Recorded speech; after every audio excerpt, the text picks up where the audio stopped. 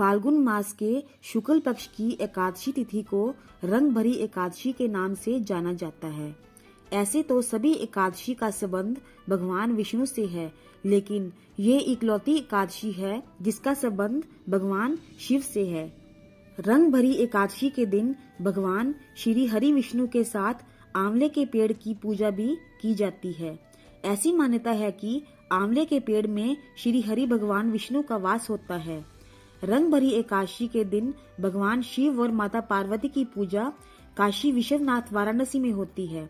इस दिन बाबा विश्वनाथ माता पार्वती के साथ नगर का भ्रमण करते हैं।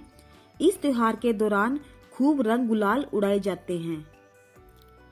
रंग भरी एकादशी के दिन को लेकर मान्यता है कि इस दिन बाबा विश्वनाथ माता गौरी का गौना करवाकर पहली बार काशी आए थे और उनका स्वागत रंग और गुलाल से किया गया था।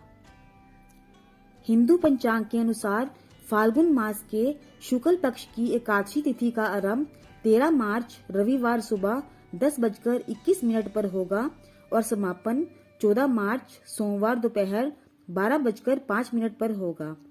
उदय तिथि के अनुसार 14 मार्च को रंग भरी एकादशी मनाई जाएगी।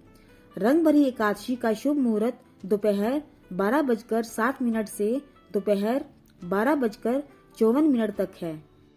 काशी में इस पर्व को शिव भगत बड़ी ही धूमधाम के साथ मनाते हैं। मान्यता है कि इस दिन भगवान शिव माता गौरी का गौना कराकर काशी लाए थे, इसलिए ये दिन काशी में मां पार्वती के स्वागत के रूप में मनाया जाता है। इस दिन बाबा विश्वनाथ का विशेष श्रृंगार होता है। साथ ही काशी में होली का पर्व शुरू हो जाता है, जो लगातार 6 दिनों तक चलता है। पौराणिक मान्यताओं के अनुसार रंग भरी एकादशी के दिन ही भगवान शिव माता पार्वती को विवाह के बाद पहली बार काशी लेकर आए थे। इस दिन सुबह नहाकर पूजा का संकल्प लें। घर से एक पात्र में जल भरकर शिव मंदिर जाएं। अबीर, गुलाल, चंदन और बेलपत्र भी साथ ले जाएं। पहले शिवलिंग पर चंदन लगाएं, फिर बेलपत्र और जल अर्पित करें। इसके बाद अबीर और गुलाल अर्पित करें। भोलेनाथ से अपनी सभी परेशानियों को दूर करने की प्रार्थना करें। पुराणों के अनुसार रंग भरी एकादशी पर आंवले के पेड़ की भी उपासना की जाती है, इसलिए इस एकादशी को आंवला की एकादशी भी कहा जाता है।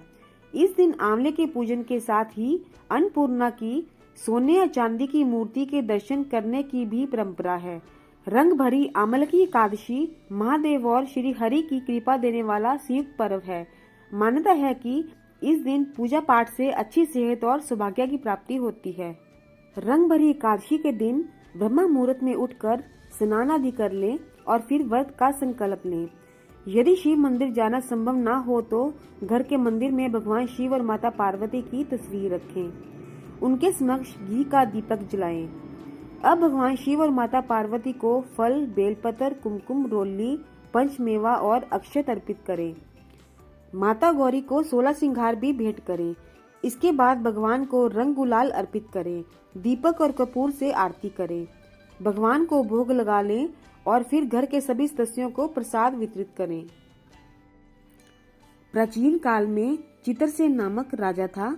उसके राज्य में एकादशी व्रत का बहुत महत्व था। राजा समेत सभी प्रजाजन एकादशी का व्रत श्रद्धा भाव के साथ किया करते थे। राजा की आंवला की एकादशी के प्रति बहुत गहरी आस्था थी। एक बार राजा शिकार करते हुए जंगल में बहुत दूर निकल गए। उसी समय कुछ जंगली और पहाड़ी डाकुओं ने राजा को घेर लिया और डाकू शस्त्रों से राजा पर प्रहार करने लगे। परंतु जब भी डाकू राजा पर प्रहार करते, वह शस्त्र ईश्वर की कृपा से पुष्प में परिवर्तित हो जाते। डाकुओं की संख्या अधिक होने के कारण राजा संज्ञाहीन होकर भूमि पर गिर गए। तभी राजा के शरीर से एक दिव्य शक्ति प्रकट हुई और उस दिव्य शक्ति ने समस्त दुष्टों को मार दिया, जिसके बाद वह अदृश्य हो गई। जब राजा की चेतना लौटी तो उसने सभी डाकुओं को मरा हुआ पाया। ये दृश्य देखकर राजा को आश्चर्य हुआ। राजा के मन में प्रश्न उठा कि इन डाकुओं को किसने मारा।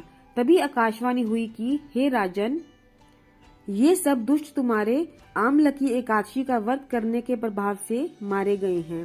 तुम्हारी देह से उत्पन्न आमलकी एकादशी की वैष्णवी शक्ति ने इनका संहार किया है। इन्हें मारकर वह पुण्य तुम्हारे शरीर में प्रवेश कर गई। ये सारी बातें सुनकर राजा को अत्यंत प्रसन्नता हुई। एकादशी के व्रत के प्रति राजा की श्रद्धा और भी बढ़ गई। तब राजा ने वापस लौटकर राज्य में सबको एकादशी का महत्व बतलाया। भगवान शिव तो भोले भंडारी हैं, जल्दी ही प्रसन्न हो जाते हैं। आप सभी को रंग भरी एकादशी की हार्दिक शुभकामनाएं। फ्रेंड्स, अगर आपको ये वीडियो अच्छी लगे तो प्लीज वीडियो को लाइक करें, अपने फैमिली मेंबर्स के साथ शेयर करें और चैनल को सब्सक्राइब कर दें। मिलते हैं नए वीडियो में।